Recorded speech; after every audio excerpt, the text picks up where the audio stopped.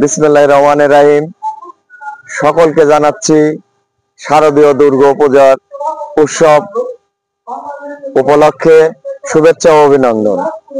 প্রিয় গুরুদাসপুর উপজেলাবাসী, আপনারা শারদীয় দুর্গা পূজা উদযাপন করবেন আনন্দের সহিত, সকলের সঙ্গে সকলে মিশে ভেদাভেদ ভুলে একে অন্যকে আপ্যায়নের মাধ্যমে শারদীয় দুর্গা পূজা উদযাপন করবেন।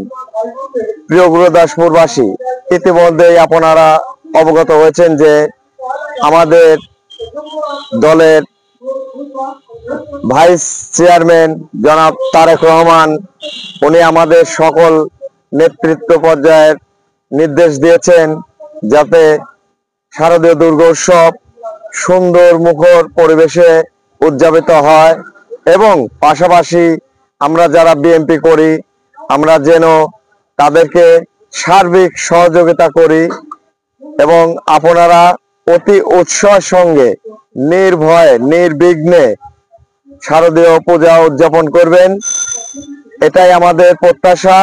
এবং আমি গুরুদাসপুর উপজেলা স্বেচ্ছাসেবক দলের পক্ষ থেকে আপনাদেরকে আবারও শারদীয় দুর্গাপূজার উদযাপন উপলক্ষে অভিনন্দন ও শুভেচ্ছা জানাচ্ছি।